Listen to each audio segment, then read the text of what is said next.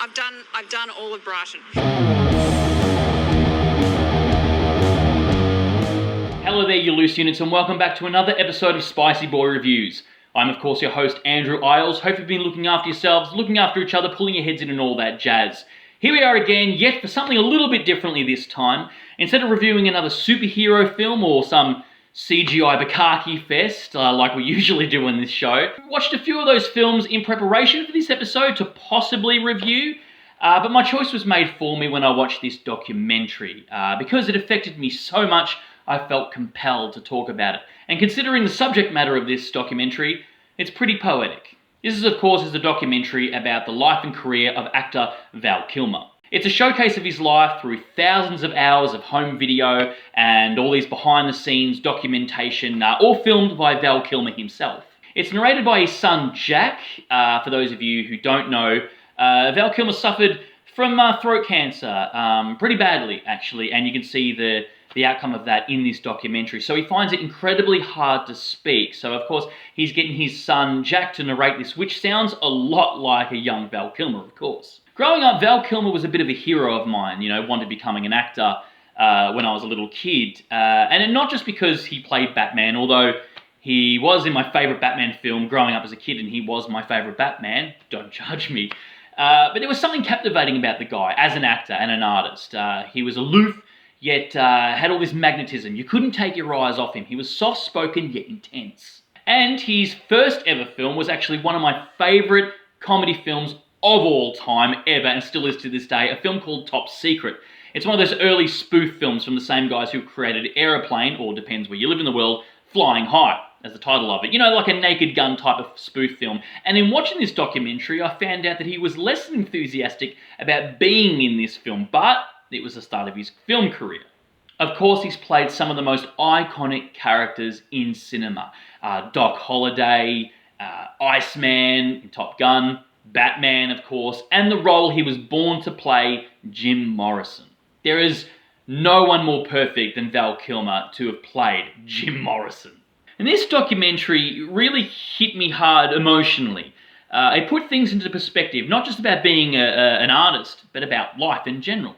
We're all living in absolute crazy times at the moment. So I think it goes without saying. And everyone's screaming for attention and to be heard and have their 5 minutes of fame in the spotlight. We're all on multiple social media apps and devices and stuff like that, trying to hustle and scream and get a career made for us, as an artist, I suppose, online.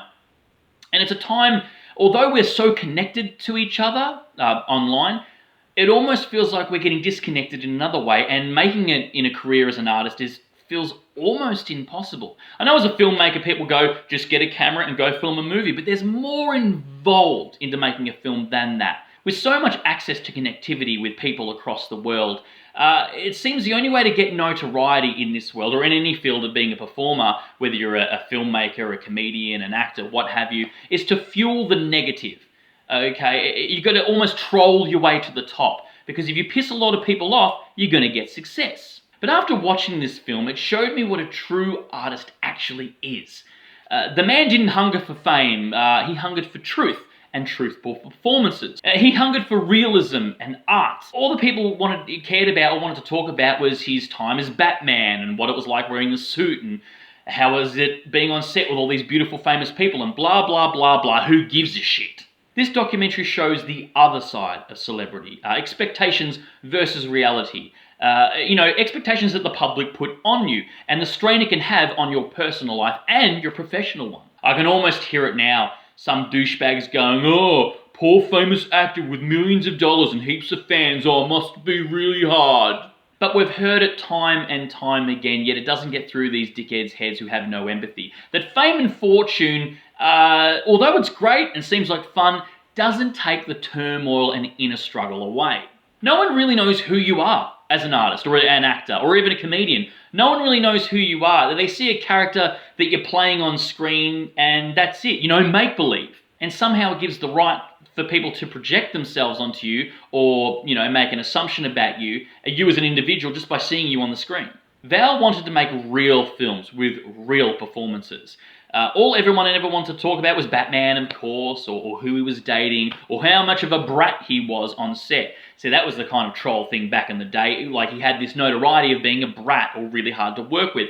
He wasn't a brat. He just wanted the best work done possible. But unfortunately, he was working with ego-driven people who didn't give two fucks about collaboration. It was all about selling tickets and getting another credit to their name so they can have all this money, snort some coke, and get onto the next big budget film. He is a true artist at the mercy of a horrible business full of egos and narcissists. There's even a heartbreaking moment where Val is signing pictures at a con or a screening somewhere, and he gets really sad about it and says he's signing pictures of a guy he used to be, and that he feels, sort of sad about the expectations that people might have of him, and then they see how much he's deteriorated, and somehow he feels like it might be his fault. I will say that the man has a magnificent sense of humour, and if anything, that's just gotten stronger over the years. It's refreshing to talk about a film that generally affected me. Days after watching it, I'm still thinking about it, and it stuck with me, and that rarely happens watching films, and that's really sad. Like I said, the film put everything into perspective, especially about how important family is. Yes, glitz and glamour and fame and fortune and all that stuff looks like fun to have, but all that stuff fades away eventually. Okay, at the end of the day, you want a legacy that you can look back upon, be proud of, and be surrounded by loved ones. I could sit here and review another superhero film or an action film or a horror film, and by God, I probably will the next episode, but those films don't affect me, okay? The majority of the time, I've forgotten about it as soon as I finish watching it. But after watching this, I couldn't forget about it. As I said, it affected me. It stuck with me for days, so I felt compelled to talk about it. And like I said, like with those superhero films and stuff, I can sit here and shit on them and talk about how much I didn't like them or how much I did like them or something. And it doesn't matter really, because someone's going to take something from that film and see something good about it, something that they generally enjoy. But again, those films don't affect me half the time. This did, about looking at a true artist, his life and his career and his passion.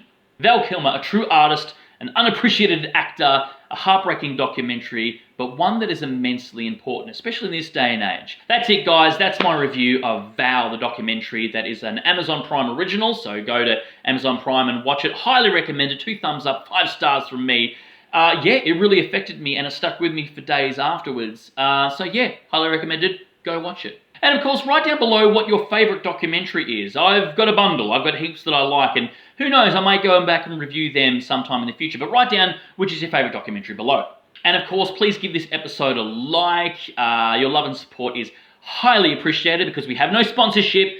It's just us doing this because we love film. And of course, hit that subscribe icon because we give out episodes weekly. So please jump on board and become a spicy one if you will. And of course, as always, stay spooky, kids.